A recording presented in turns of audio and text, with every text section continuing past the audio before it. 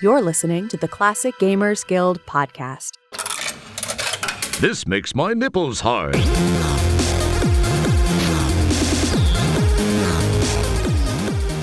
Hi there, and welcome to the show. Today, Paul and I are finally, after 2 whole years of talking about it, and probably even longer than that people have been waiting, is we're doing the episode on Freddy Pharkas, the Frontier Pharmacist, which is like a Western-style point-and-click comedy game that was a lot of the talent of Al Lowe and Josh Mandel. It was kind of done in the later times, so in the 1990s. So you've got your beautiful VGA rendering that I'm sure Paul will have a lot to say about. Hi, Paul. Hi, how you doing? Man. So yeah, we're doing this. I don't think anybody even vaguely remembers us threatening to do this episode 2 years ago, because we forgot a couple of times that we had threatened it. But we did a picture. We did. It was at the water tower, and there was you and there was me in it. No, I have it. It's adorable. Oh, well, you'll all just have to believe us on that one, because of the nature of a audible medium. But we're doing Freddy Pharkas. It's a super fun game. We had fun with it. We just played it, and by just I mean Anna just finished it like 7 minutes ago. Like literally. I replayed it. She played the floppy. I played the CD-ROM. Let's do this. Let's bloody talk about the nerdy back-end origin story stuff and then go into the game. So, sounds like a plan. Okay. I'm going to start, and then if you got any facts, just prep your facts now. Facts prepping in process. Okay, beautiful. So I thought this was a fun fact that I just learned today. During a brainstorming session with Roberta Williams, Al Lowe intended to suggest a farmer or a rancher as the protagonist's occupation, but he inadvertently combined the two words, uttering pharmacist. And the slip sparked laughter and led to the unique idea of a pharmacist. So that's really cool. Like a giant happy accident created Freddy Pharkas. A slip of the tongue, if you will, that created a laugh. And like any good writer, he followed the laugh, committed hard to this one little verbal error, and we got Freddy Pharkas from it. But I thought when you first asked about the history of the game, I thought you were asking about my personal history of the game, which of course I'd love to hear yours, because my personal history of the game was my dad picked it up and it was a used copy. So it was a little while after it had come out, and it was in the big box, but it also included the hint book. And let's see, I have it sitting right here. So it's the first Sierra game I ever had. We believe you. It had just happens. Right. See, that's the hint book. Go. It's the first Sierra game that's I ever had a hint book for, and it wasn't with the red stripe or anything else. It's just a straight up hint book. It's got a bunch of history at the beginning of it, talks a bunch about the game, and is the only reason I was able to complete it so quickly all the way through as a kid. So when I sat down to play it this time, obviously I pulled out the hint book again and used it to finish the game. Nice. No, that's cool that you used your physical, actual hint book instead of, your phone, which would have been arguably easier. Oh my gosh, it would have been, because the hint book's like, oh, did you not know that? But I'm pretty sure it's written in the guide, or it'll say something like, it'll give you the, like the old school fake questions in it. Hang on here, I got one here. Little Tess keeps asking for penny candy, but I can't find any. She's not asking for what you think she's asking for. She's asking for someone. Introduce her to the slime ball, Penny Candy. Who is Penny Candy, and why are you saying such nasty things about her? She's a fictitious character. I can say whatever I want about her. You're not the boss of me. Why are you reading this hint anyways? You're a cheater. Neither Little Tess nor Penny Candy exist in this game. You have way too much time on your hands. Which is adorable. Isn't that kind of adorable? It really is, yeah. I appreciate that level of insanity. That frankly, it reminds me of myself writing flavor text at 11:30 at night. That's why I saved those pictures, Paul. The flavor text. You know how, like in your game, the flavor text, Oliver and Engelbert talk back and forth as a parlay, and that's a part of where the joke lays. It's not just in the single reference to flavor text. Well, in the floppy version, that's exactly what Josh Mandel did. Except it was Freddy talking to his own consciousness. No. But it would be Freddy talking to himself, but himself in parentheses. Oh, very cool. That's so really that cute. he could Okay. talk back and forth to himself. And it reminded me of the dialogue in your game so much. Not necessarily the words, but just the style of it. Yeah, I get what you mean there. There was I noticed that a few times, like a little. You could see some intersections there. You could see the Jewish writer at the root of it. I guess it would be the thing in common, which is cool. So in the talkie version, they handled that in an equally charming way, which is they gave Freddy like a little bit of reverb, so he has this like echo.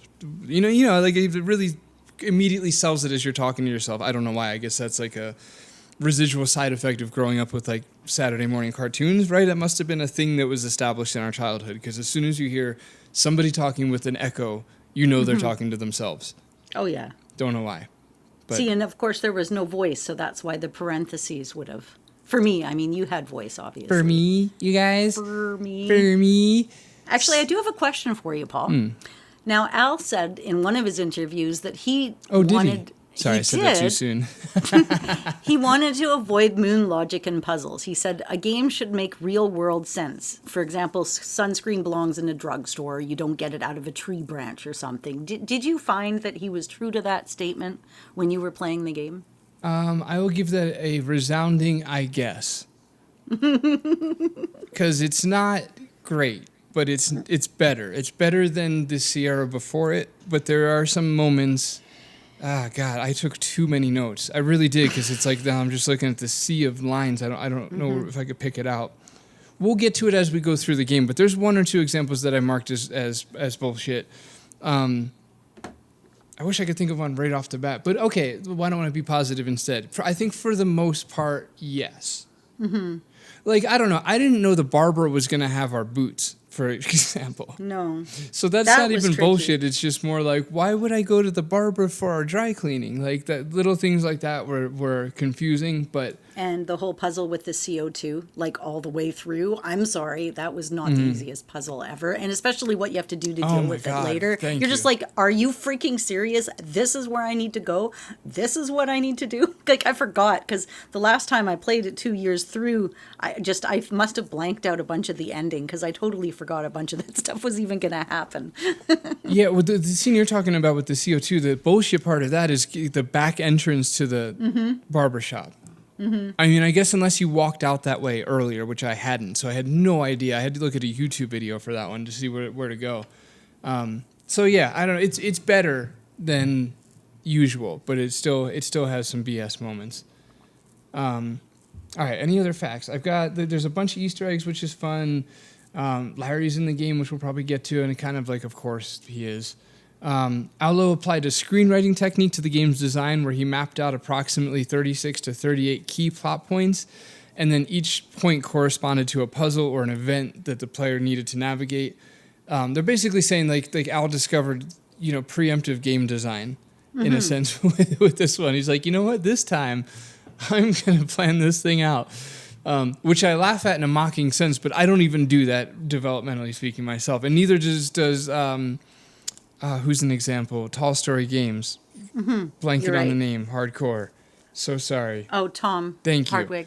Yeah, Tom's the same. Right, I know there's other developers that are the same way. You kind of go on feel and just let it, organically become a thing. Al did not do that in this case. So he applies, which I guess by omittance insinuates that he did do more of that with the Larry games. Yeah, I That's guess. true. And then the other nerd facts that I have is, okay, the CD-ROM version, which if we didn't say it already, so Anna played the floppy for the extra flavor text. I played the CD-ROM version because I made Strummer play it with me. There's more of a chance that he'll stick with the game if it's got voice acting, right? So that was the thought behind that. So the CD-ROM version has a lot less flavor text. 85% less flavor text. Isn't that crazy? See, and I heard that 15% was cut. I didn't hear 85% was cut.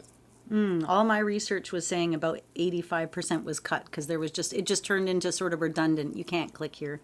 You can't do that. Interesting. God, I wish I had spent some time with the floppy before this to really see which of those wildly different figures is right. 'Cause I know. I wanted difference. you to. That's why I have this like little catalog of screenshots I've saved for Paul, because I'm like, you need to see all these little screenshots, and you need to, I will say, so Anna read off like, I don't know, 10 of them before we started recording, and I heard probably 5 of them. Like 50% of what you said, I had heard.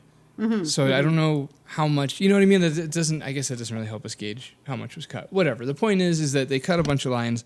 I originally had heard it was because of space concerns, but I think what that really means is that it was like voice acting data space, because the voice actors would have to say every line. So anyway, what I ultimately concluded here was that it wasn't cut for space, however you twist that and look at it.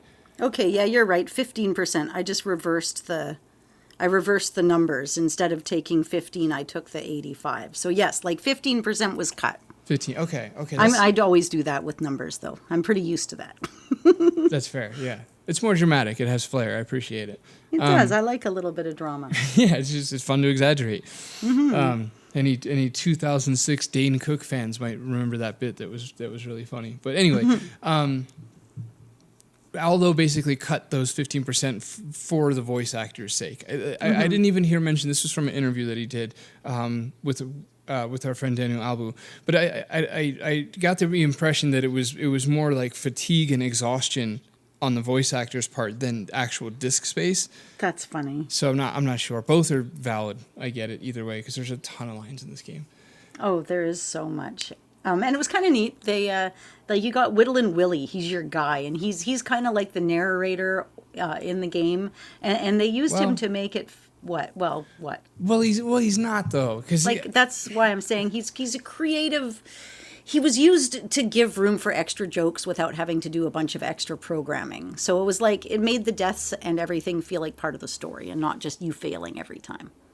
He plays a really cool role that I can't think of what to call him, right? Because there is like a Gary Owen style narrator in this game. That's the reason I got pedantic on you, right? So because there is like the main narrator who's faceless, and then there's also Willie who plays like a little. Well, you're just joining your hero now as he walks down the street. Like, he was kind of like the handoff into the scene or whatever, in addition to the death messages. See, I can see why playing it with voices would have been convenient to kind of lay things out properly. Because in my head, I guess he's only there when the picture's up, but I just sort of gave him the name of constant narrator. And so you thought Willie was narrating? That's so interesting, right? Because I only got this impression because of the distinctly different voices. Yeah, I was just like, that's the narrator, and sometimes they put up his picture, and so I was giving them all Willie's voice. Right, that sounds exhausting.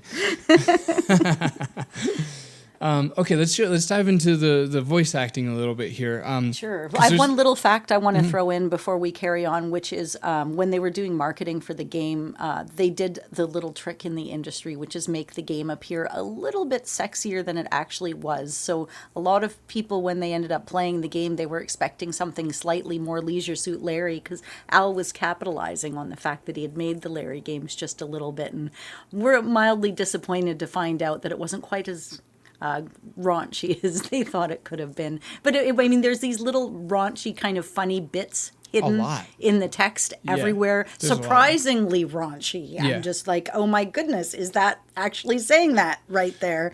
But it's like they're hidden. They're not like, it's not all out like boobs at the whorehouse kind of thing. Yeah, it's not in like the story dialogue. It's in the flavor text. Like, to highlight Anna's point, one of my notes says, "Wow, a rape joke."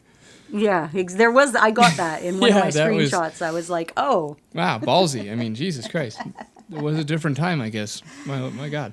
Okay, before the voice acting, I'll add too that. Should I say this? Uh-oh. I know, no, it's not terrible. It's spoiler stuff. No, I guess we could walk through. There was plans for a sequel. And everybody just bookmarked that. We'll circle back to that maybe at the end of the episode. Probably not, but maybe. Who knows? We might remember that we did this and circle back to it. But basically, like it eventually sold over 500,000 copies, but it was a really, really slow. It was known as a disappointment within Sierra. I got the proof right here because I have my brown box Freddy Pharkas, which is the big, fat, thick one. And then I have the thin one that's the black one. Yeah. And that one I have, which is signed by Al and Josh. But it says in the top corner, which is fun, it says Al Lowe, over 1 million copies sold. And then in tiny print that you almost can't see, it says Al Lowe wishes that this game ends up with, and then in large print, over 1 million copies sold. Well played, Al. But it's just like hiding at the very top corner, so like you totally wouldn't see. You'd just be like, holy shit, 1 million copies? I need to get this game. That's amazing. It's also crazy what 1 million meant back in the day, just in the sense of like now it's so common. Every day you watch 10 YouTube videos and 7 of them have millions of views. But perspective-wise, it's like a game was a massive hit if it had 500,000. Yeah, which is crazy. So anyway, there was a loose plan for a sequel. It never came about because the game didn't do well enough. Sorry, and on the notes with the boxes too, the brown box is so nice because it is embossed exactly like a saddle would be embossed, which is really beautiful. Really good. Yeah. I love the brown box. Yeah, it is lovely. The one thing I don't have is the instruction book because it's missing in my brown box, which is open, and my black one is sealed, but it's signed on the outside of the plastic wrap. So right, so you can't open it. Fair enough. I'll have to check my black box. My black box is stepped on, literally. It's like a very squished, really cheap.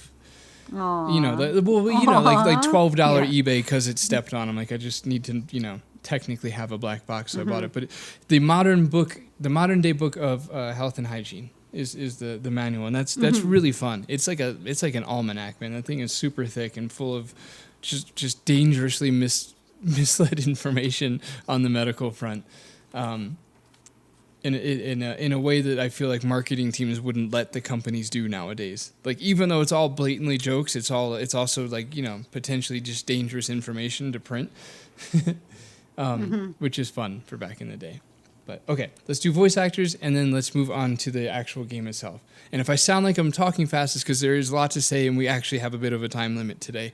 We do. Although I will say Aubrey Hodges, who did the music for Quest for Glory 4, also did the music for this game, which is really cool because instead of it being in like an electric guitar kind of style, it's in a Western style.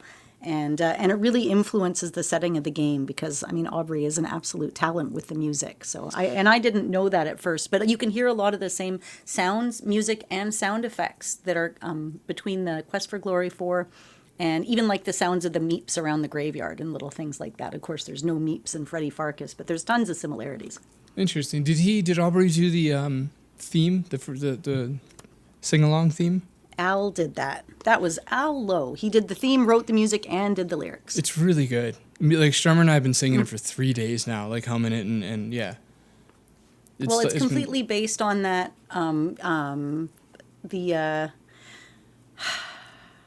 Another song. Oh my gosh, I can't remember. It's completely based on another song. My dad used to watch the show. He played it for me, and he's like, "Oh, that's this song," and we were singing it together. Davy Crockett. That was what it came from. It's just directly lifted with a very few lyric changes from the intro of the Davy Crockett show. I didn't even know that till my dad was like, "Oh yeah, check that out. It's exactly the same." I'm like, "Oh yeah." And then the outro, which has the same tune but slightly different lyrics, because you have, of course, the end of the story being finished off. Okay. Damn you, Anna's dad. Definitely took a few notches out of Al's belt with that one. Fair enough, though.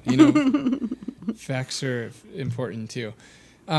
Okay, I don't know what I just said meant. Facts are important too. Like sometimes you say stuff and you're just like, who was that? Why did I say that? Who's that for? Sorry. Going into the game. So Freddy Pharkas, in case you don't... Oh, do you want to talk about the voice actor? Sure. I really do, because I need to scroll down and I don't... You know what I mean? I got to say the voice actors so I can scroll down to the... Because I can't physically scroll back up, you see. So I'll have to just get this out of the way now. Plus, you didn't play the voice actor part, so I'm figuring this will be a quick fly through. Okay. Like, I could be done by now already, hadn't I taken us through that cul-de-sac. Okay. Cam Clark. This is a lot less fun, though, now that I remember you didn't play the voice acting one. Okay, note to future selves, we got to make each other swap versions, like, even for 20 minutes before we record. That way, It's true. I There's could have so many things I want you to. Oh my God, yes. I Yeah, and the agree. voice acting is so good in this game. It's maybe the best voice acting in a Sierra game. That it's Wow. and I've here's never played it. and here's why. So Cam Clark is the voice of Freddy Pharkas. He's also the voice actor of Leonardo from the Ninja Turtles, the good Ninja Turtles, the original series, the one everybody our age watched, right? Because The one Christy Marks was a part of. Oh, okay. Yeah. Interesting. Maybe she was the connection Yeah. there. He was also Liquid Snake in Metal Gear Solid, which the kids seem to be excited about. He was also All the kids He-Man, nowadays. fucking He-Man, and Prince Dude. Adam, whoever that is, in Masters of the Universe. We don't know. We're not allowed to. Yeah, exactly. And then another fun fact: he did a lot. He You did a do bunch know of that's Disney. He-Man, right? Okay. No, wait. Did I miss a He-Man reference? Yeah, Adam is He-Man's real name before when he isn't He-Man. Oh, okay. So I probably sounded jokey, but now we all know that I didn't know what I was saying. It's okay. We each get a turn on an episode to not know what we're talking about at least a few times. Yeah, that's generous. Thank you. Fun fact. Oh, sorry. I keep saying that because I fucking wrote it. Sorry. I just keep defaulting to reading me having written that. Is a sentence that can pass for a real sentence. He did vocals for a bunch of Disney projects, including the voice of Simba's singing voice in Lion King 2. And what's fun about this, okay, hold on. Actually, let me get to Katie first, or Kath. Just Kath. There's no Y. Kath Susi. So she's one of the most prolific female voice actors in animation history. It's pretty dramatic, but I think it's a true statement. She was Phil and Lil from the Rugrats. And she was Lola Bunny in Space Jam, which like the whole time I'm playing this, like that was the voice I had. I'm like, why is this so unbelievably familiar? It's because she Penelope Prim, the Freddy Pharkas character she plays, is kind of Lola Bunny's voice. And then she was also Dexter's mom. Oh, funny. And those were just like her, main titular roles or whatever. So she's just done a ton of roles. So her so Penelope and Freddy are like top of like A-list voice actors. And at the end of the game, there's the outtakes. Did the floppy disk have the outtakes?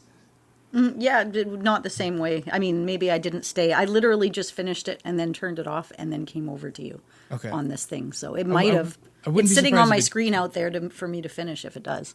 I almost wouldn't be surprised if it didn't, just because it's so. The whole point of it is like the voice actors riffing, but basically they take on aliases where Cam goes by Gil and Kath goes by Sally, maybe, and they just kind of keep doing like that like Hollywood thing. It's just like cut. And Josh, like, what is my motivation for this scene?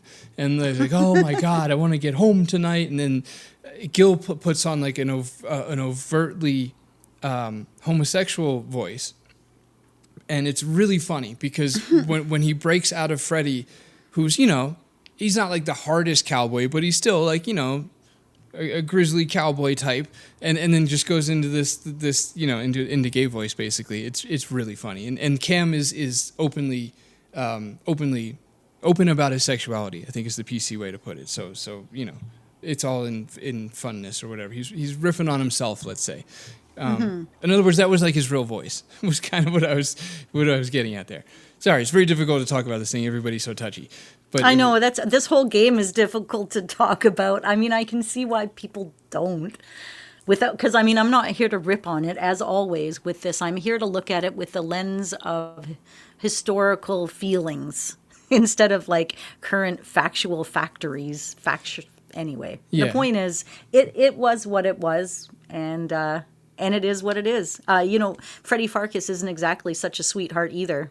As you get into the story, he's not exactly like the best behaved man out there. So. Yeah, that's always been our show, man. We tend to just not apologize for the past because no, it honestly just sounds all too virtual signaling to be like, well, that didn't age very well, and here's why. Like, yeah, okay, all right, we get it. Jesus Christ, everybody just relax. Taking ourselves so seriously, it's a bit much, people, all of us. Okay, anyway, the narrator is Neil Ross. Neil Ross is used in a ton of movie trailers. So he's the in a world, like he's one of those guys.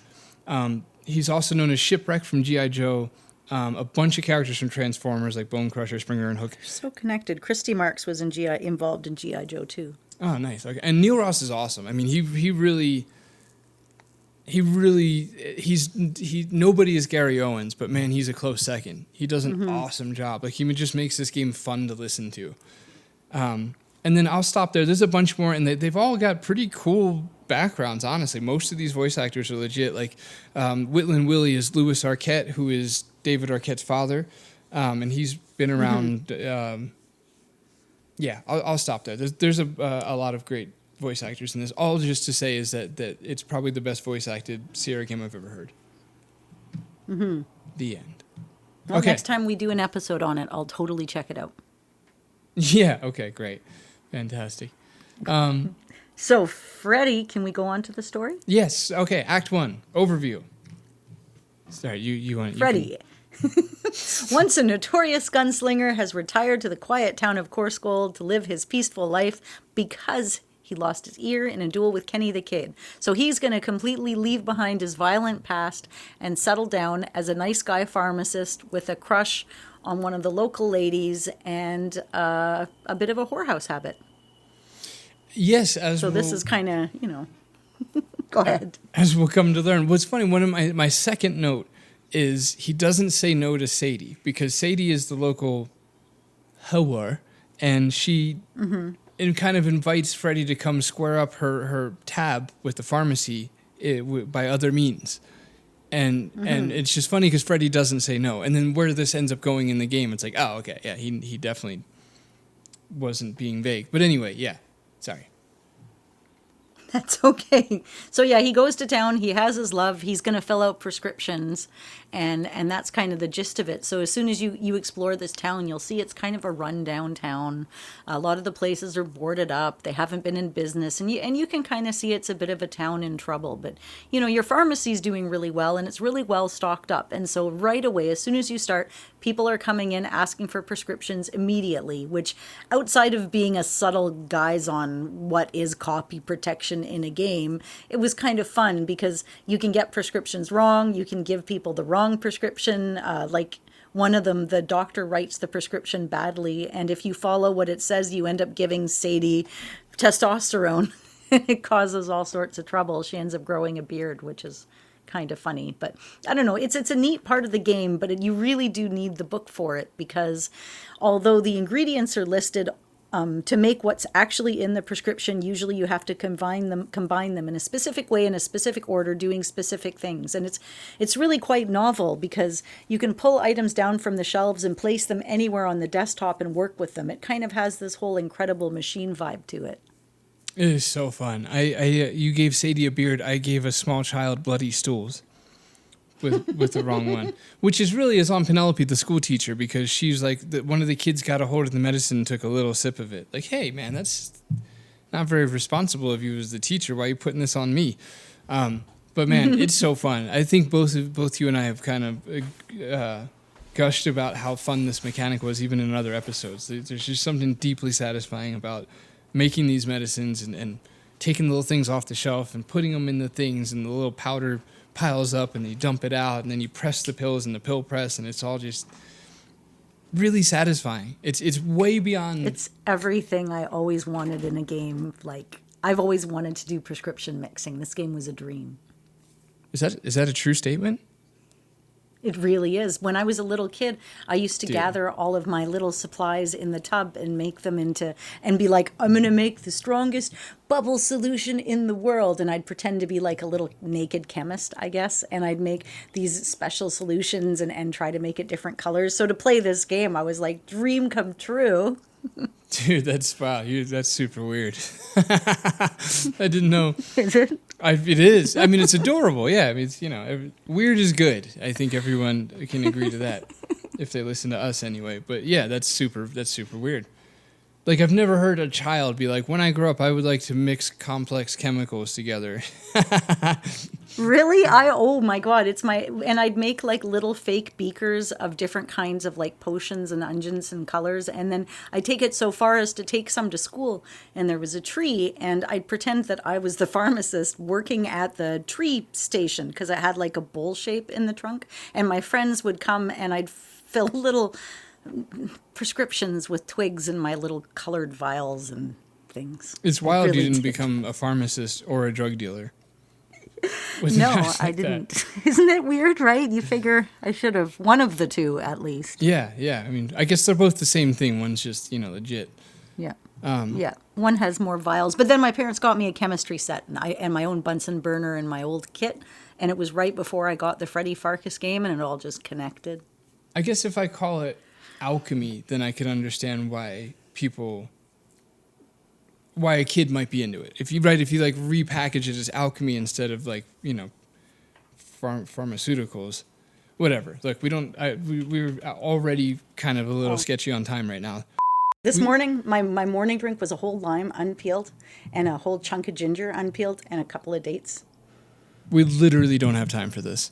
I know we don't. Okay, go back to it. So basically, if you guys haven't played this game, play it just to make drugs in the beginning. It's really fun, and they don't make you do it much. I used to think they didn't let us do it enough, but after this playthrough, I'm like, that was good. You get to do it 4 times. Yeah. I think it's 4. That's pretty much enough for the considering it's a pretty short game. But yeah, okay. So anyway, you prepare some remedies for Madame Ovary and for Penelope Prim. You and Penelope have been on a few dates the last few months and are getting a little hot and heavy. So you make some prescriptions. Oh, that was a really fun part too. Is Penelope's prescription is for like gas or diarrhea. I forgot which one, but that's just kind of funny because it's the girl you've been dating and she needs a prescription filled and she can only give it to you. Like that would be a nightmare situation for a girl to be in. It's not like there's a substitute pharmacy you can go Right. to. I'm not going to go to that one. That's where my boyfriend works. Exactly. So yeah, after that, all of a sudden you kind of realize that the town might not be, everything's not quite as straightforward as you think it is around the town. There's a little bit of lawlessness and stuff here and there, but it turns out there's a few things that are even more nefarious than Freddy would have even dreamed. Right, you investigate the swamp area, which hints at underlying issues, and since we don't need to be super cryptic with you guys, essentially the sheriff and the banker are in cahoots, and they are working for a mysterious somebody, and they're running all the business owners out of town. They're trying to get everybody out of town for at this point unknown reasons. And we're one of the remaining shops open. There's basically like the saloon and the Barbara and us and the general store, and I think that's it. All the other shops are closed.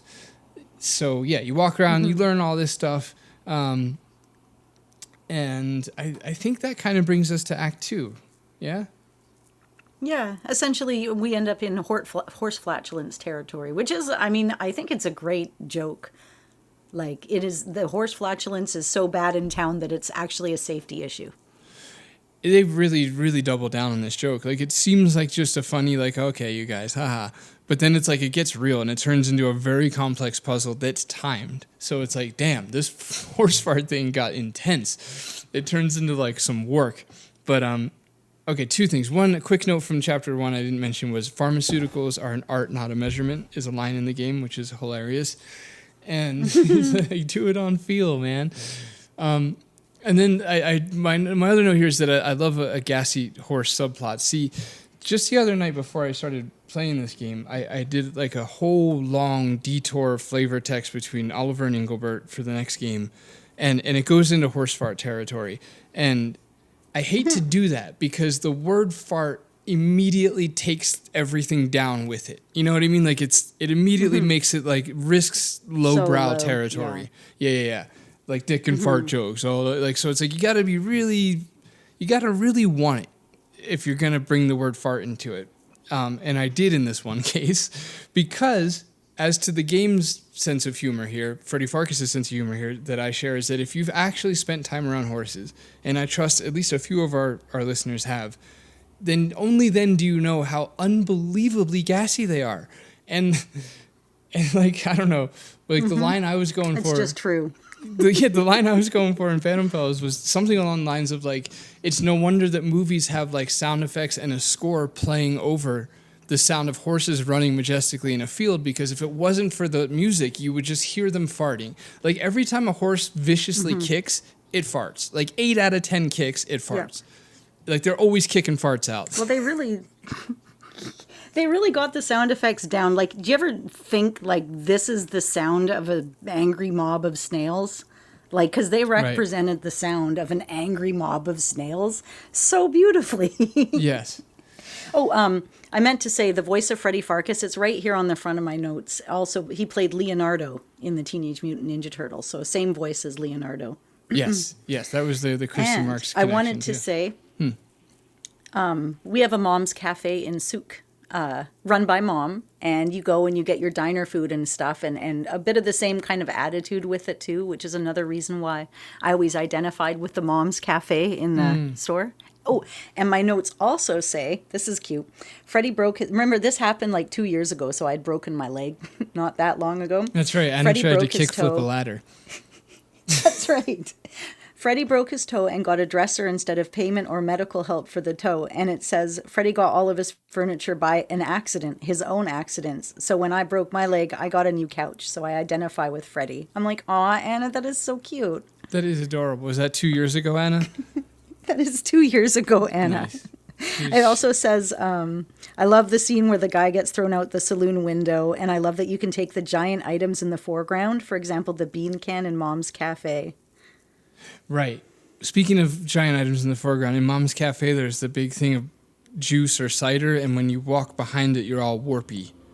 Like, you know, as if you were looking through liquid. They really nailed that. There's a lot of tiny little art things. Yeah, like the sepia kind of sepia. How do you pronounce that word? I never could figure it out. I've always said sepia, but I've never like heard it said out loud before by somebody else. But how it fades in and out at the beginning and end of the scenes takes me to like Red Dead. They kind of do the same idea with a little bit more elaboration. That's canon. Red Dead stole that from Freddy Pharkas. Oh, they for sure. Really did. Factually speaking. And the tiny little icons on the corner of the text bars, like, and how they change. Don't know about that one. That might either I didn't notice it or CD version. Oh, maybe. Yeah, there's just this tiny little icons in the corner of each text box. They have little pictures on them, just whenever the people talk. I bet you that's different. I'm curious if it is. Because, you know, like the talking versions often got like grander portraits and stuff like that. So I wonder if that was what was going on there. Oh, and the line where they say they might potentially threaten Freddy with an ancient Egyptian dagger. It was probably a callback to the dagger of Amun-Ra at that time. Yeah. Definitely. Yeah, that one was really well done. I love that stuff because it really creates this, like, you know, Sierra cinematic universe kind of vibe to it, like MCU for Sierra. Okay, so I've got quick notes, too, just to catch up to where we're at in the game. The glass over the RX is awesome. I really want to know on a coding level exactly how they did that. Because I can't quite wrap my head around it.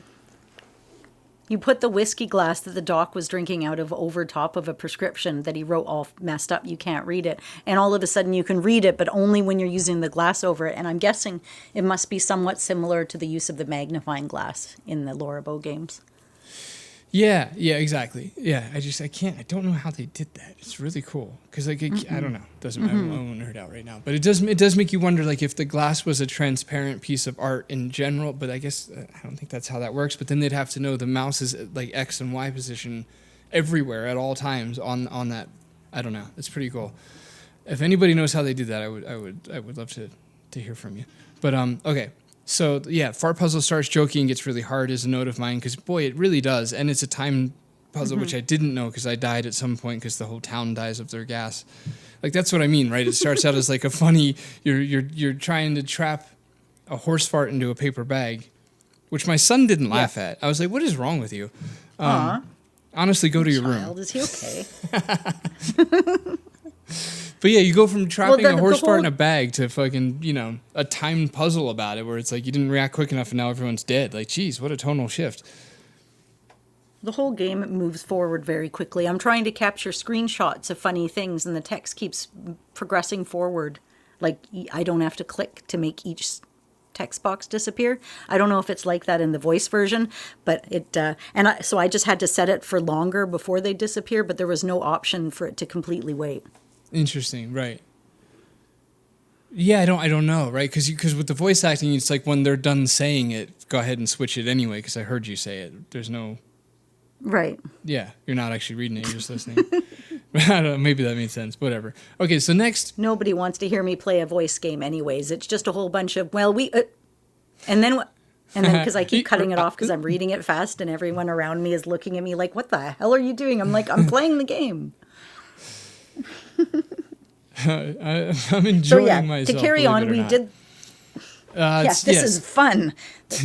That's what James said when I was doing it this morning. He's like, "What are you referencing?" I'm like, "I need to look at this book and I need to look at this so that I can make the prescription, but I need to substitute this." And he walked away before I was done telling him. So. But yeah, okay, so you do the snail stampede, which is adorable. There's all these funny jokes to, like, references to Cedric the Owl and just these funny Easter eggs that Paul might get into later. But then you have to rescue Srini, who ends up becoming your helper kind of person.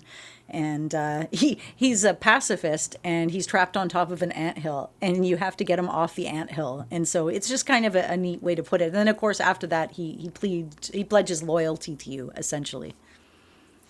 He does, yeah. I like their little relationship too. Where he's like, I guess I won't do the voice, but he's like, I really want to. Damn it. I mean, I guess whatever. They got rid of Apu. That means I certainly can't do it. I guess whatever. It's fun. Look, we can't have any. He does it good, I'm sure. Yeah, you can imagine just.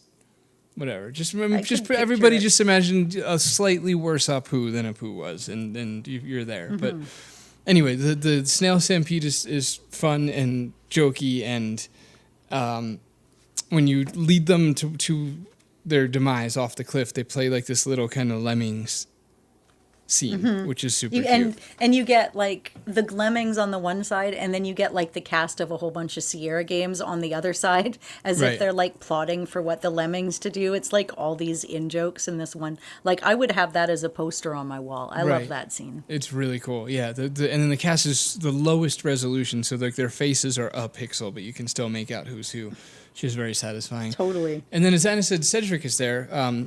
A few things. He's straight up there. This isn't a passing cameo. This is like Cedric's in the game. The narrator calls him Cedric, which is off-putting and weird, and it bothered me enough to write it down. But Cedric's there, and like, man, they got his number. It's really good because I forgot if it's the look at or the touch or whatever. But one of the reacts is like, I can't remember, but they're basically just ripping on him first. He's always saying that he's going to hang back and not actually help you. Yeah, they just nailed it. They're just like, he looks like the kind of guy that would tell you that he's, looks too dangerous up ahead and he's going to hang back while you go into it. And then if you try to talk to him or something like that, he actually says, I'm hanging back. There's a brave adventurer out in the mountains that way, in the distance, whatever. It's King Graham is the point. He's waiting on King Graham, it turns out. So that's fun. Of course. Indeed. Okay, so. Yeah, it's fun. So yeah, we rescue our helper, and then we've through the evidence of there being a huge lineup at the outhouse, you end up learning that there's a little problem and everybody has to poop. So we're done with the horses having gas, and now the humans are all pooping. So Freddy has to test it out himself. He can drink the water and make himself poop, which is a great joke too, because he shoves his way in front of the line into the outhouse, and there's a little kid in the outhouse, and the kid's like, "Hey, mister, maybe you could wait your turn." And he's like, "That's okay, just move over. I'll come poo beside you." Gross. That was super gross, yeah. But yeah, so he ends up having to do some climbing and some, exercises to get himself on top of the water cooler and sort that out too. That was kind of a funny one. But yeah, clearly nefarious stuff with all of these things going on. The water thing was a good tower. There we go. The water tower is a good example of real life logic, because I really enjoyed the ladder part of that puzzle, where it's like you have like a 3-foot ladder, or whatever, a small ladder, and you use it to climb up the portion that you need to, and it's like, well, great, how do I get up the rest? And it's like, just take the ladder and put it down over here now that you're there. Like as one would. Oh, you did it that way? I did it with the string, with the rope. No, you got to do both. You use the ladder to get up to the ledge. I did do that. Yeah. And then use the ladder again to get to the roof, and then from the roof the lasso. That's right. Quick note, I didn't love the glasses icon because of where the hit thing was until I put it on people. And then I started, because then it gives them little nerdy glasses, and it's really funny. I think they did that on purpose. Yeah. They had to have, because there's something in the hint book here about putting glasses on the horse and then, taking things lightly, so. Yeah, the first one I discovered was Cedric. I'm like, hey, he's got little glasses, now I get it. Because the icons are annoying. That is a legit critique of mine, is that they mark a single pixel red or green depending on where you want to click it on, and it's just not enough to see, man. Like and it changes. It's like not literal one pixel. One pixel. and like in modern adventure games, I can't accredit it to Phantom Pulse. It's a thing that everybody does now. Is like the top left is basically like is like the hitbox. It's always the top left as far as I can tell. But it changes with Freddy Pharkas. Like some of the hitboxes, like the glasses, are in the middle of the glasses, not the top left. And then depending on like the size of the item, sometimes they switch it to the right side and not the left. So like you actually need to know where it is, and you can't see it easily, is my kvetch with that. So check. But a positive, the stirring sound, this is way out of place, this one. Oh, I guess at this point in the game I must have been doing the horse fart puzzle, but the stirring sound with the glass stirrers in the beaker, so good. You know what I'm talking about? When you stir up the beaker and it's just like, it's such a good sound. Anyway, back to the water tower. So, you throw a lasso around it, and the townspeople are cheering you on, and one of them yells, "Who's the schmuck with the rope?" Which is very funny. Yeah, I like how they're all kind of calling out on it. And anyways, you put the thing in and everything's fine, and you go to bed, and then all of a sudden you're woken up by Srini is yelling that there's a fire. And it's great, too, because in the hint book, it says, "The saloon is on fire. What do I do?" And it says, the saloon doesn't catch fire. It's another building entirely. And then you're like, how do I get out of the jail cell? Sheriff Shift is rather uncooperative right afterwards. And then you're like, oh, you lie like a dog. There's no way to get in the jail cell. Fess up. And then it goes into the fire. Good God, man. That's probably not what you want to see when you're stuck in a game and want help. No. Like, man, they are just It's true, but Sorry, go ahead. That's okay. This puzzle's tricky, too. It's a fun puzzle, and it's a neat puzzle, but it is not the easiest puzzle either. But I liked this one. Because you have to put out the fire, because obviously nobody else is going to do it, right? So you got to use the equipment available. There's like a school, and there's a park, and a random giant pile of baking soda. Yeah, it kind of helps in the sense that when you leave the pharmacy, there's like this whole thing of baking soda next to you. Like, I guess I might need that. And this is where it gets that whole real life logic. It's a little flimsy. It's like, yeah, I guess. I mean, spoiler, he puts the baking soda on the seesaw outside of the school, and then you jump onto the seesaw. Do you call them a seesaw? Is that what you call them? Seesaws? Yeah. What else do you call them? I call them teeter-totters. Oh, interesting. Okay, right. I guess there is two names. Well, you're the way you say it is stupider than mine. You're right, because I saw what you're trying to say there. Damn it. I don't pun good. I don't know how to... Okay, you win that round. I don't know how to pun back at you on that. But my note for the scene is that it's the longest hurry up there's a fire dialogue ever. Because Shiri, or whatever his name is, man, he just goes on and on about this fire. And it's just like, all right, let me go try and put it out. Jesus. I know, he's just like, please come urgently, and then just keeps going. Right, exactly. And then, you're outside. It's a beautiful night scene. They put this cool, mono bluish tint over the town. Sorry, I was trying to think of what you would call that. It's not like, it's like blue scale instead of grayscale, if that makes sense. It gives it this cool nighttime vibe. And then the bright fire cutting through the blueness of the night. And then if you walk...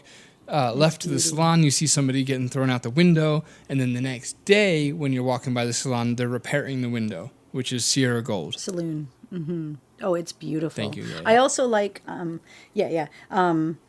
if you are on the swing and you're trying to jump onto the seesaw teeter-totter with the baking soda on it, but you click it as you're going back instead of going forward, you fling backwards and you end up in the swamp and you die. Nice. Sort of. Yeah. It's I didn't funny. know that. Oh, wait, they even put in another one in the book. Hang on, where do I find a fire hose? In the firehouse, of course, which Right. must be in another game. Because there isn't a fire hose or a firehouse, you'll have to find another way to solve the problem. And it's like, that's why I came to you, hint book. Are you serious? I don't appreciate you I'm just jerking me not off sure right how now. these, how do these prevent people from cheating? I don't understand. Jesus, yeah, now you're just gonna rage quit the game and the hint book. That's fun though. Honestly, the amount of effort that goes into the amount of mental exhaustion it takes to try to make people laugh is something I have to respect. So the fact that they put all that effort into the hint book is pretty awesome. But yeah, if you carry on, you'll find out there's a little bit of stuff going on between the sheriff and pH balance. It advances the plot a little bit, and then you end up at Madame Bovary's house for the evening after that. Right, that's right. Again, I forgot because we did play this 3 years ago or something for 2 years ago for the episode, but I had forgotten that he actually sleeps with Sadie. So I'm writing these innocent notes down. I'm investigatorily speaking. I'm he knows the whores' names is one of my notes. Because I'm just why would he know their names? And then he just sleeps with one. It's oh, okay. Because he frequently sleeps with them. Yeah, and it's I'm really falling for Penelope and here's a funny one. I didn't know how to say it. I thought it was Penelope. So we have this bookstore locally called Penelope's Bookstore. And I was driving by with my mom. Okay, about 5 years ago. No, really. And I looked out and I said, oh, look at that. It's Penelope's Bookstop. And my mom just started absolutely gutting herself laughing. She's like, could you tell me the name of that bookstore one more time, please, Anna? Right, okay. So anyways, it looks like cantaloupe. Not having... It does. And okay, so not having played the voice version of this game, to me, her name was Penelope. Still to this day. Well, not now because my brain corrects it, but I see it as Penelope first, and then my brain has to go, you have to see that as Penelope now. You're a grown-up. And right, there we go. Okay, yeah. God. Jeez, man. So bossy. He's But always anyways, up there yeah, so that's what happens. happens. And one of the coolest scenes is when you're in bed, it's almost like you're looking through binoculars, the way that it's set up, on the scene. It's kind of a really neat angle on it all. I really love how they use the borders in this game, the edges of the screens. Yeah. Yeah, the jailhouse is a great example of that, too. Obviously, Mom's is the best, with and then the flowers overspill gives it this whole vibe, okay? But yeah, okay, so we're into Act 3, Guns and Neurosis, which I love because, I decided to go hardcore punny on my day names as well. As you should. Well, but it's good because you get up. Well, it is good. It's good, Paul. It's good. Okay, I accept that. But anyways, so you decide that you have to go and unfortunately don your gunslinger hat again, but you don't want to be recognized. So you know how Superman goes into a booth and changes his hairstyle and takes away his glasses and now nobody knows he's Clark Kent? That's kind of what Freddy did, right? Right. Except for, minus the glasses. Yeah, which could have actually worked. Except for the main thing that apparently worked for him. Yeah. God, so he has to make it. What you tell it. Well, a quick backup at the end of Act 2, before you go into the whorehouse, that you overhear a conversation between the banker and the sheriff, and they at this point now you're made aware the plan is to run everybody out of town, and that. Freddy's known as meddling with their plans, and they basically want to try to kill you the next day because you're making it difficult for them to run people out of town, with the horse farts and the diarrhea water and stuff like that. And you don't know why they're trying to run you out of town, but you now know that they are trying to run you out of town. There's definitely a reason that we don't know yet, and that they're also working for a mysterious somebody. So now we know all that, and when you're in bed with the Hawa that night, she tells you that the the word around town is that they're going to try to kill him tomorrow. So she tips Freddy off, like, hey, tomorrow you've got to get out of town, or be the hero you used to be. One of the two. That's it. So you kind of have to go back to the exact opposite of what you ever wanted. Because, I mean, did Freddy decide to not be a gunslinger because he lost his ear and because he doesn't want to lose any more body parts? I mean, I sometimes wonder on his motivations. Like, did he stop for self-preservation? Well, he seemed to stop out of cowardice, which I thought was disappointing, actually, because I forgot that. And the game just straight up tells you in the beginning, like, he faces off against whoever Kenny the Kid, I think, and he gets his ear shot off, and then he disavows, he turns away from that life and becomes a pharmacist. But, I mean, that is out of cowardice. I mean, not that I blame him. I mean, he almost died and he lost his ear. But, yeah, he stops fighting. He stops gunslinging because he lost a shootout / his ear. Guns and Neurosis is actually the name of Act 3, though. Yeah, exactly. Yeah. Which is funny because I do wonder if they were playing. They must have been playing on Guns N' Roses. I think that's great. No, they were because they spell it Neuroses instead of Neurosis. Yeah, exactly. Yeah. I thought it was just you being funny for a minute, but now I'm looking at the instruction book and seeing, no, it's actually called that. Right, yeah. I felt such validation for that too because we're doing the whole days by the pun thing. I'm like, oh, awesome, okay. It's a thing. And here's where the hint book really comes into play because for Act 3, what am I trying to do? Where do I go now? The 3 hints are, hey, what do you think this is? A multiple choice question and answer thing? One question at a time, for crying out loud. That was your hints. Jesus Christ. Getting it from all angles here. And then it's just like, then you can ask it separately. Like, what am I trying to do? And I mean, okay, so the gist is what you're trying to do is you're becoming the gunslinger again. So you have to make a prosthetic ear out of cast metal, which was a fun little process. What did you think of that puzzle? Yeah, it was good. It was okay. Yeah. Okay. Yeah, you have to melt the wax to make the form, and then melt the metal that you find, and then put it in. Yeah, I was left confused by Willie. I thought Willie was gaslighting us. I really did, and then because you just leave and come right back, and his knife is there, and then you mold the ear, and I thought I was done. And then, because frankly, it looks way more like an ear as it was in wax. Yeah. And then you make it metal, which I know is part of the joke. But, like, you had something that looked like an ear, and then you make it look less like an ear. Right. That's why I didn't love that one so much.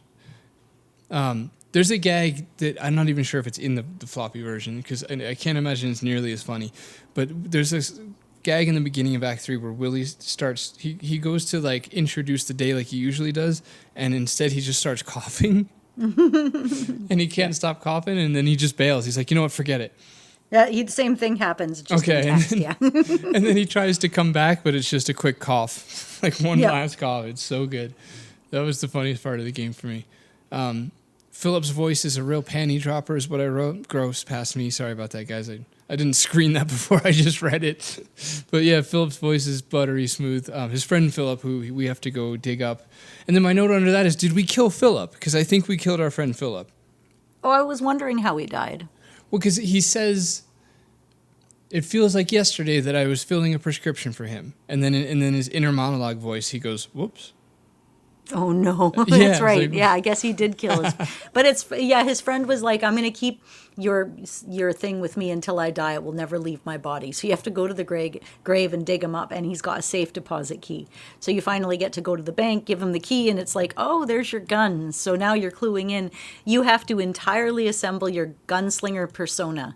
Yes. All the way through your clothing, your gun, you've got your ear, and you've got to set it all up. And then you have to find out that you will kill yourself if you try using your guns as they are, because they're old and dirty.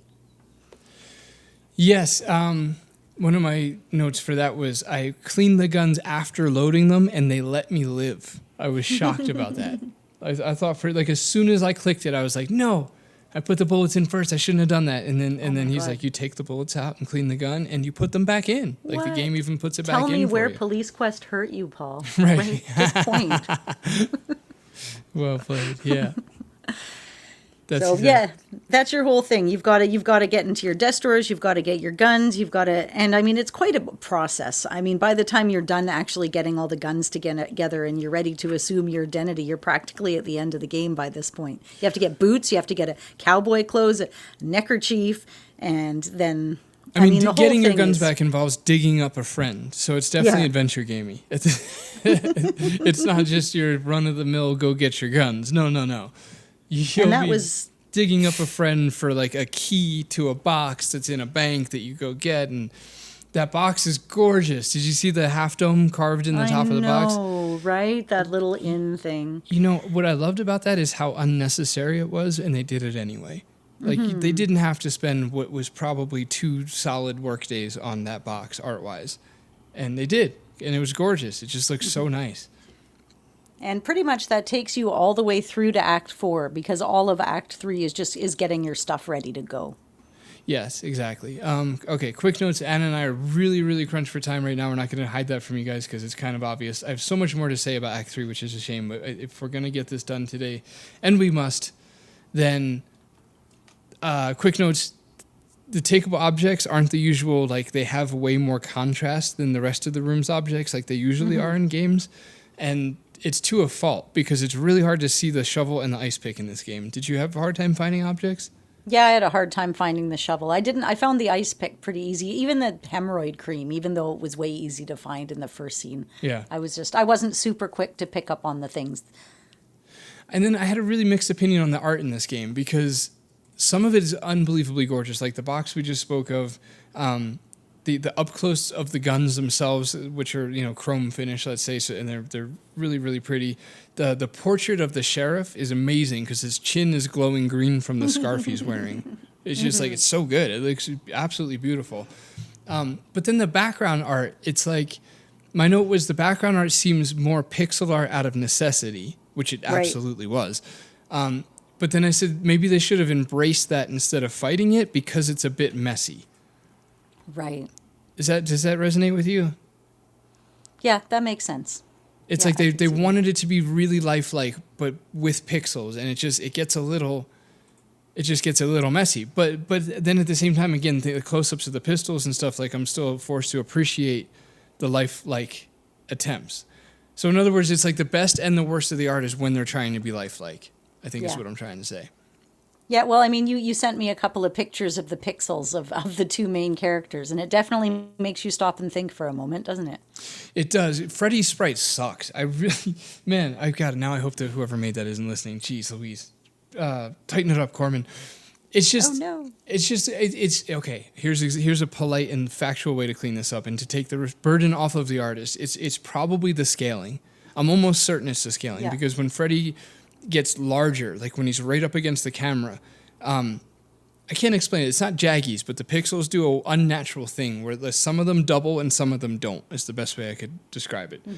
In the hopes that half of you would understand what the hell I'm talking about when I barely do.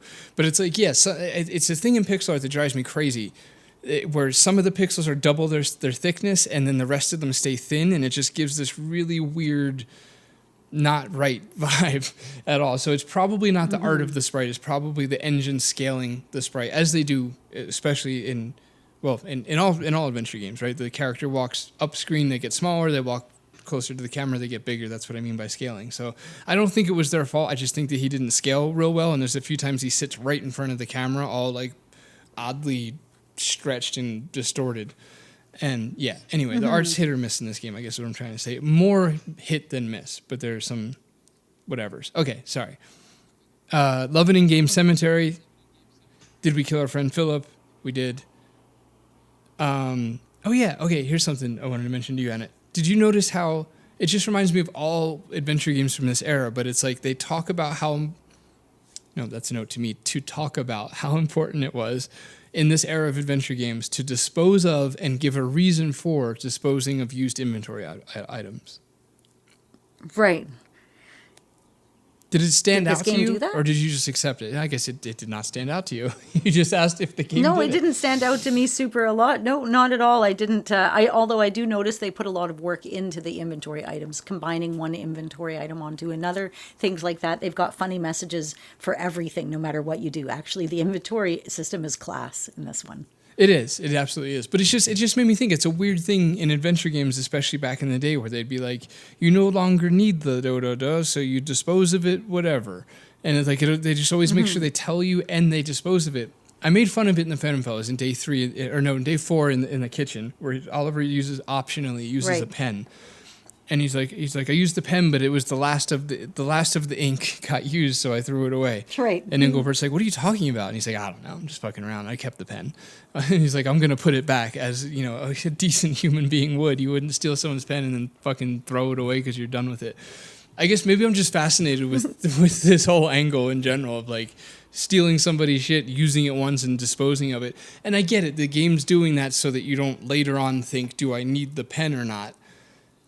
Right. But anyway, okay. So I think. Now at this point, we have to take a second to say that in the hint book, the next question is, "Hey, Meester, you want to see my filthy pictures?" And the responses are, "No, thank you. I've already seen them. But hey, feel free to look all you want. Don't you wish we'd put those in the box instead of that health and hygiene book thing?" Nice. It's written like the what's his name from Dagger of Amon-Ra, how he talks. Yeah, exactly like that.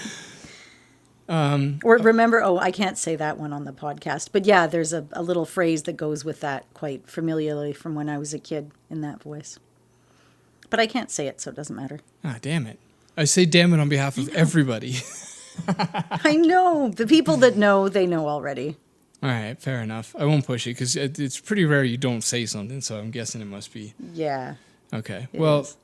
the bank's camera system. Did you notice that, by the security in the bank? What was that? Oh my God, it's so good. In the top corner, they have one of those, Wild West cameras with like the accordion kind of pull out looking thing. Somehow that makes sense, right? The like old 1800s cameras that had an accordion vibe. Yeah. And it's up in the top corner, and like every few seconds, a giant plume of smoke goes off because it takes a picture.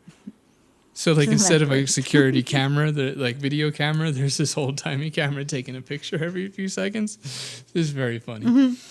Really appreciated that. Okay, before we go into Act 4, I think we're good. I put too many keys, geez Louise, because there's a lot of keys in this game. Like 4 or 5 of them. It's a lot of keys. Funny joke about the lucky neckerchief, where he's like, didn't you get shot in that? And he's like, yeah, maybe it isn't so lucky. So lucky. And funny joke about can I let the rope fray and still win? I got to give you this one out of the hint book. I'm afraid not. Ugh. Well, somewhat, but only somewhat. If it breaks, you're dead, Fred. But come on, this is class. Ugh. I'm lost in the amazingness of this hint book right now. So Gross. good. Unbelievable. Well, let it go. I'm letting it go. But anyways, it goes from a shootout, because you've got to go to a shootout from a shootout to swashbuckling. Now you have to go, Paul. Sierra's inventory art is way below par to LucasArts. It's a note I need to get out real quick. It just is. Have you noticed that before? Their inventory art is super disappointing. Like in all of the games, even like the latter Space Quest and King's Quest, like they're just not. They're more like functional, and in LucasArts they're so fun. Like they're so like vibrant and alive, and yeah. Considering we're both heavily on the Sierra side, I like to give the devil his due when appropriate. And yeah, this was just yet another Sierra game where I'm like, oh man, the inventory art sucks. It doesn't suck. God damn it. Again, in case the person's listening. It's just not as exciting to look at. Whatever. Let's move on. We've got like Just 3 to minutes pause. left. I was going to say, like, how should we just say, okay, play the rest of the game if you want to hear the rest of it, and then finish the episode? It's okay. We've got 10 minutes. Let's just see what we can do. Okay. And go. Okay. Okay, so So you have to do a big shootout. There's a whole thing. You have to get a CO2 container and shoot it. Okay, and first you have to set it up in a place you don't really know where to get to. And because there's like all these rowdies all of a sudden outside. And then you have to find a place where you'd never figure out to go to shoot it from to get rid of the handle on the canister, to somehow knock everybody out on the ground with the gases from a second floor. And I'm going to ignore the moon logic there and just say this was the trickiest puzzle in the game for me. It absolutely was. And by the way, I think rowdy is Canadian for outlaw. You see... something like rowdy. that. Yeah. Yep. People shoot. Yeah. Rowdy. Okay. Yeah. Fair enough. Okay. Yeah. This puzzle is, again, to Outlaw's point, it's like, yeah, I mean, maybe it would sort of work. I mean, they wouldn't pass out. It wouldn't work because it's up high on the second floor. I'm pretty sure gas rises. Maybe it drops. I guess it depends on the temperature. I don't know. Look, the point is there's not nearly enough gas to make all those two grown men pass out. And then just disappear and never be a problem again. But that puzzle's bullshit. Through and through. That's probably my least favorite puzzle in the game, but it was kind of fun, I suppose, in its own way. I guess. But yeah, then Kenny, you have to do the Lever Brothers shootout, right? The Rowdy Cowboys, and then Kenny the Kid returns. And now here's the thing, and this is terrible, but your ear gets shot again, and you lost your remaining ear. Can you believe that? I know, it's so emasculating for Freddy, too. So, a quick note, Kenny the Kid acts like a child, and that's funny. Yeah, like he repeats back everything you say, and he's like, you were a kid when I fought you the last time, and you haven't grown up a whit since then. And he's like, he just keeps going like, I know you are, but what am I kind of deal? And exactly. It's kind of hilarious. And the game, Freddy says that you have an unresolved Oedipal complex, which I thought was awesome. Oh, I took a screenshot of that. I was like, oh my God, this is something we should have talked about in our episode. Brilliant, absolutely brilliant. You don't get to see Oedipal mother reference very often, so I'm glad that was fun for both of us. Backing up a quick note to the Lever Bros, handling that as a shooting game at like a county fair was an awesome way to handle that. That was super I had fun with that. Fits the whole vibe. If anybody listening hasn't seen A Million Ways to Die in the West, sorry. I was just saying, and you can pick how hard these little mini games are. They don't have to be super hard. They can be harder, a little bit easier. It'll ask you. Exactly. Yeah, which is a nice touch. And if anybody listening hasn't seen A Million Ways to Die in the West, you should probably watch that. It's really, really good, and I think it's underrated. Or just forgotten and untalked about, which maybe is also underrated. Anyway, so yeah, Kenny acts like a kid. When Kenny kills you, which, did he kill you? It's pretty hard to win that on the first try because they lock the mouse. Yeah, no, you cannot win it. Yeah. I'm not very good with those on the first try, even on the easiest setting. So when Kenny kills you, it's really sad and dark. Like, he stands over your body and he's like, now die in the dirt. Like the animal you are, and blood slowly like leaks out of her mouth as his eyes close for the final time. And it was just like, it was really heavy. I was like, geez, guys. It's so, you've been so dominated by somebody that he stands over you and like tells you to die as you die. It was just like, man, that was a lot. I wonder if that's a reflection. I bet you that's a reflection of a scene from a Western movie. I don't know which one. I don't know a lot about Westerns, but I can guarantee you it's a reflection of a scene because of the amount of seriousness they put into it would be out of context if it wasn't. Good call. Great call. And if anybody knows what that is, let us know. That'd be nice. Closure is tight. Okay, so... But yeah, you get shot, and then you have to use your neckerchief, which you were wearing, funny enough, the last time you got shot, to staunch the bleeding. Yes. Yeah, the decidedly unlucky neckerchief. So then it's off to the school. How do we find out it's Penny? By the way, everyone, it's Penny. It's Penelope. She's the bad guy. I forgot how we find out. Maybe Kenny says it because he thinks we're dying. I don't remember. Yeah, I think it had something to do with in confrontation with Kenny, because you came out of it being like, oh my God, I can't believe it's her. Because then you go to the schoolhouse and she's packing up all her shit and she's going to leave. And then she's like, oh my God, you're so handsome. You're the gunslinger. And she acts like she doesn't know who you are except for the gunslinger. I don't know if she does know or not. But the whole time she's like reaching in her bodies to try to get a gun. Right. Because, she's not exactly happy about you being there to confront her at this time because... it turns out she was actually she wanted to get into oil, right? I mean, she got there, she saw that the oil was there. She was already a bit of a naughty girl anyway, and then was like, well, how can I make this happen? Right, so exactly. So she puts the banker and the sheriff up to it so they can flee everybody out of town and get the oil out of it. The best line in the game comes, in my opinion, came at this part where she looks at you and she's like, I thought Kenny had taken care of you. And Freddy's like, no, he did just the opposite. He hurt me. I know. I love that. It's so sweet. See, so he does cute. have that vibe that Oliver has, that little innocence kind of thing. to him. Right. And there's like this irreverence in it too. It's just like, what do you mean took care of me? He actually hurt me. That shit was so funny. And then at some point, like, yeah, he says like, yes, it's me or something. And Penelope's like, no, it's yes, it is I. Like, she can't help but 'Cause she's correct a him because teacher. she's a teacher. Yeah, that was really cute.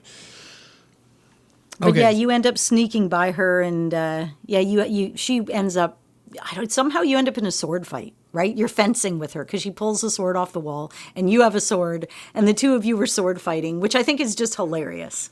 Yes. So right before that, she ties you up in a chair downstairs and tells you about all her evil plan.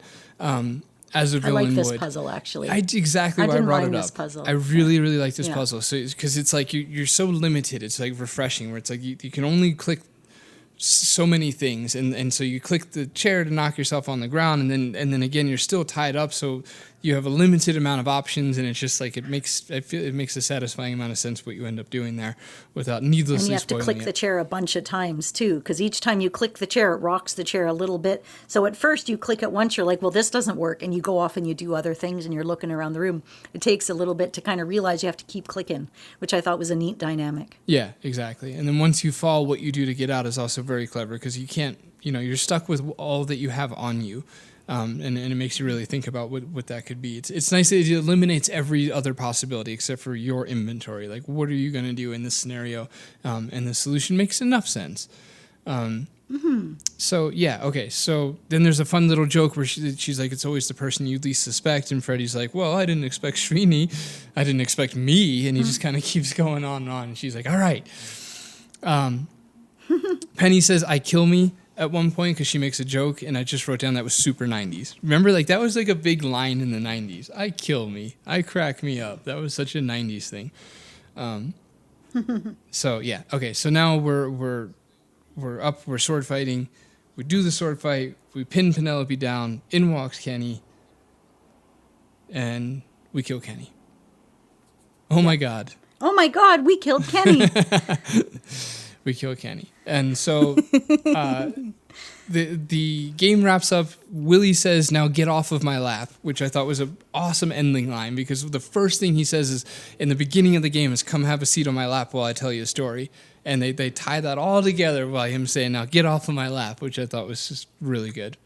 And then the last note I have, and we're going to have to quickly end this episode, is Penny's body wasn't found. They make it a point to say that because there was loose plans for a Second sequel. one. Yeah. Which is what Willie says at the end. He's like, but that's a story for the next game. So, yeah. Right. Okay, that's it. Thanks for listening. It's a great game. You should play it. We're a page in a group. Like our stuff. Okay, maybe you could do that part. Just quickly, thank you to Gareth, Mick, Brian, Chapman, Christopher, Jeffrey, Mark, Yanis, and Tim for being a part of the True Believer on Patreon, and everybody else that helps us out in Patreon and makes these episodes possible. You guys rock. Get a hold of us. We're a Facebook page. We're a group. You can, I don't know if Paul sorted it. We were having email issues, but you can mail us at mail@cggpodcast.com, and you can find us as well on Instagram and YouTube. Go buy The Phantom Fellows. Go tell your friends about it. Go tell your friends to buy it. Buy your friends a copy of it. Leave a review on it. And upmark other people's reviews because there's a bad review at the top that has like 15 people saying awesome, and then the other ones need a little bit more traction to get up in front. So let's do this, gang. Go. Damn, that was efficient. Don't do murder.